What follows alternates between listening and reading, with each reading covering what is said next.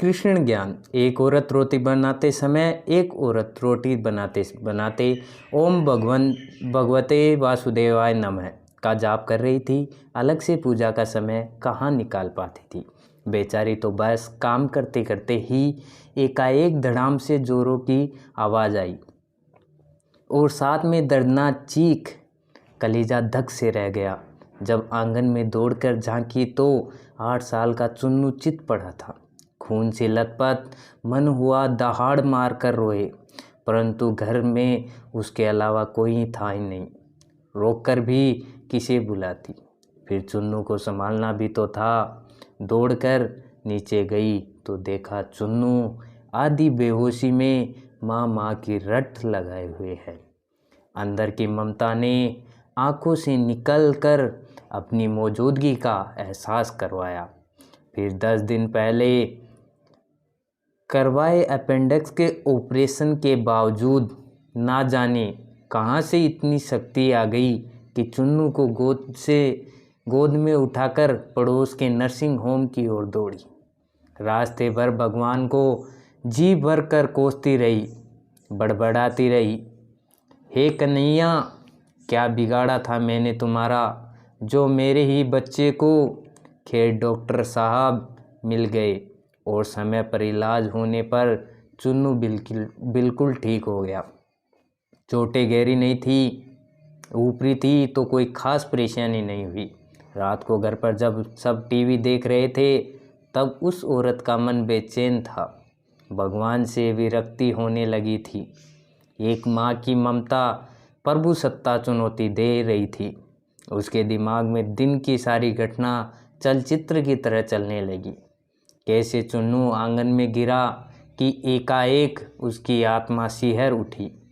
कल ही तो पुरानी चापाकल का पाइप का टुकड़ा आंगन से हटवाया है, ठीक उसी जगह था जहाँ चिंटू गिरा पड़ा था।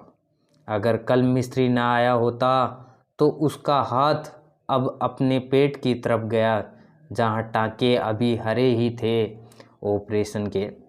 आश्चर्य हुआ कि उसने 20-22 किलो के चुन्नू को उठाया कैसे वो आधा किलोमीटर तक दौड़ती चली गई। फूला सा हल्का लग रहा था चुन्नू। वैसे तो वो कपड़ों की बाल्टी तक छत पर नहीं ले जा पाती। फिर उसे ख्याल आया कि डॉक्टर साहब तो 2 बजे तक ही रहते हैं और जब वो पहुंची तो 3:30 बज रहे थे। उसके जाते ही तुरंत इलाज हुआ, मानो किसी ने उन्हें रोक रखा था। उसका सर प्रभु चरणों में श्रद्धा से झुक गया। अब वो सारा खेल समझ चुकी थी। मन ही मन प्रभु से अपने शब्दों के लिए क्षमा मांगी। तभी टीवी पर ध्यान गया तो प्रवचन आ रहा। प्रभु कहते हैं, मैं तुम्हारे आने वाले संकट रोक नहीं सकता, लेकिन तुम्हें इतनी शक्ति दे सकता हूँ कि तुम आसानी से उन्हें पार कर सको। तुम्हारी राह आसान कर सकता हूँ, बस धर्म के मार्ग पर चलते रहो। उस औरत ने घर के मंदिर में झांक कर देखा, कन्हैया मुस्करा रहे थे। हम बहुत बार संकट समय या खुशी के पल में ईश्वर की कृपा तत्क्षण समझ नहीं पाते, पर बाद में यह एहसास हो ही जाता है कि ये सिर्फ ईश्वर की ही कृपा थी।